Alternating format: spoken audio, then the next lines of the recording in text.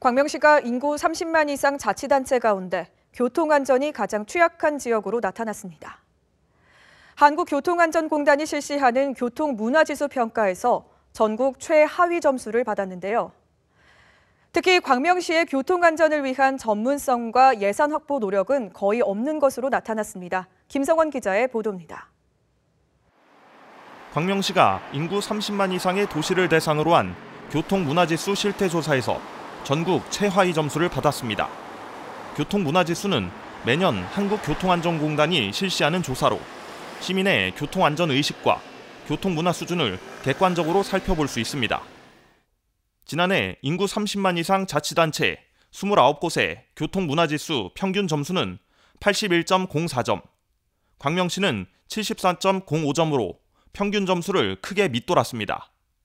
인근 안산시 82.36점, 시흥 84.81점에 비해서도 크게 뒤처지는 결과입니다. 최하 등급인 2등급으로 사실상 낙제점을 받은 겁니다. 교통안전 실태는 그 담당 지자체에 이제 공문을 뿌려서 실적 자료 같은 걸 받아서 저희가 평가를 하거든요. 근데 지금 이 자료가 전체 100점 만점에 이제 13점 정도 들어가는데 지금 이 점수가 거의 0.8점이어서 이 정도면은 거의 자료를 제출을 안 하신 걸로 볼 수 있긴 하거든요. 광명시가 가장 낮은 점수를 받은 이유는 시 행정의 문제가 컸습니다.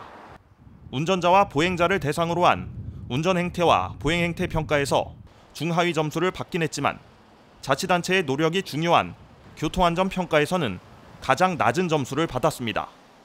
자치단체 교통안전 전문성 확보 여부에 대한 전국 평균 점수는 3.69점.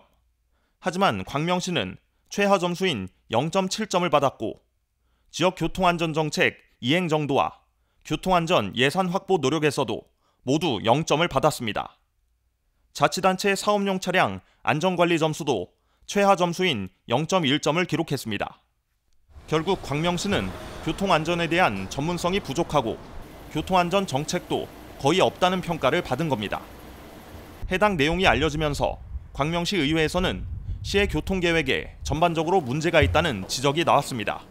광명시 자체 내에 이제 병목 현상이 심하다 보니까 광명에서 외부로 들어오거나 내부로 들어오는 현상들, 이 자체가 광명시 전체가 이제 도로 계획 자체가 도시 계획이 어떻게 처음부터 제대로 잘 꾸며지지 않았나. 이로 인해 가지고 광명의 갖가지 이제 교통 문제로 인해서 이제 안전에 대해서도 저희가 다시 한번 생각하게 되는 계기가 되는 겁니다. 이에 대해 광명시 관계자는 교통안전공단으로부터 자료 제출을 전달받았지만 자료를 성실히 회신하지 못했다고 해명했습니다.